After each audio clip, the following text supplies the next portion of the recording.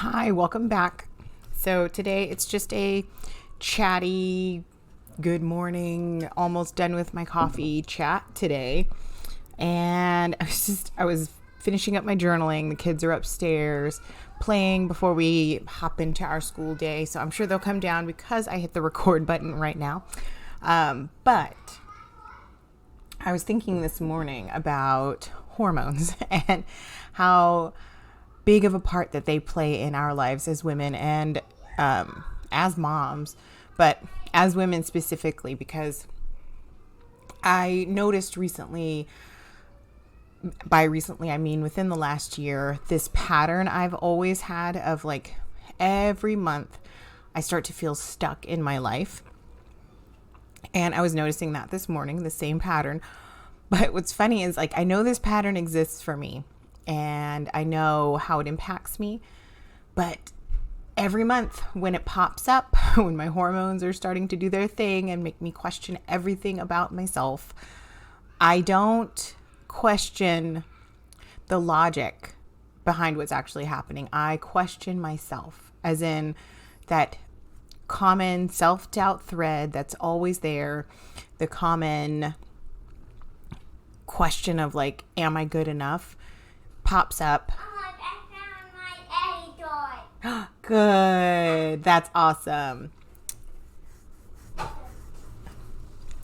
The common questioning myself thread pops up, and instead of checking in with that, like, oh, where is that coming from, to remind myself, oh yeah, this is your common pattern, I go straight into, okay, what's wrong? What do I need to solve for? There's clearly something happening in my life that is, I have something on my shirt that is messed up and I have to fix it. And it was funny to me this morning when I actually sat down and started journaling and was like in that normal stuck pattern that comes up. Like I said, every month I go through this.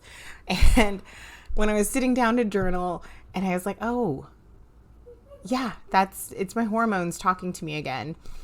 And it was occurred to me all of a sudden that when that happens, I still always jump to the conclusion that there's something wrong with me or the way I'm doing things or the way I am, the way that I am. That's like the ultimate conclusion that my brain always tries to tell me. And I was just thinking about how that shows up in so many other areas of our lives when it comes to being a mom, being our human selves, being women, being homemakers, being workers. When I was working and when I was in the military, like it showed up there.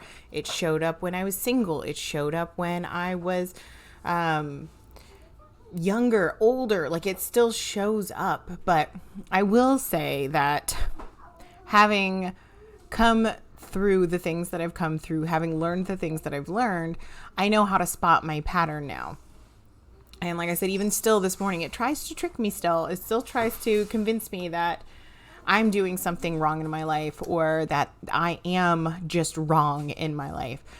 But because I have done so much work around my mindset, around my thought patterns, around my habits, around my, everything. I've done a lot of work around that, and more so since becoming a mom, because when I became a mom, it just became louder. Like all of those things just became louder. And so I just think it's important to acknowledge that even when we understand our patterns, even when we have figured out the thought processes that cause us pain in our lives, they will still sometimes come back. And they'll come back in new and different ways.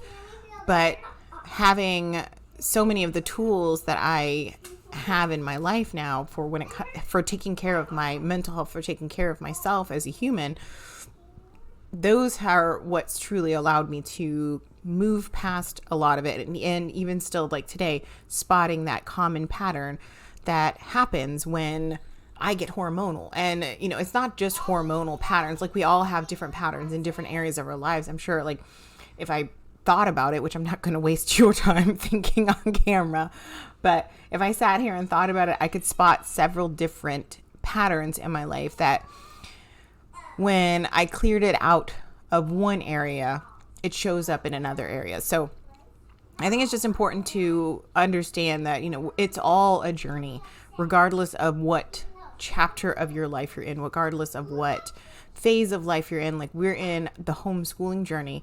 I'm on our first official year of homeschooling. My oldest is kindergarten age. So this is the first official year.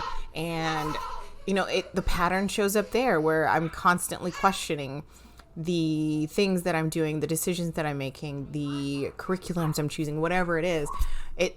Even the decision to homeschool, it shows up in all of those things. And, understanding what my pattern looks like, pardon me, they did come downstairs, but understanding what my patterns look like and really understanding how to spot them now is what's allowed me to move through them much more quickly than I used to. I used to stay stuck, or I used to mention on my podcast, I would go out of my way to basically blow up my life to make it feel unstuck again, to unstick myself from whatever I was in at that moment.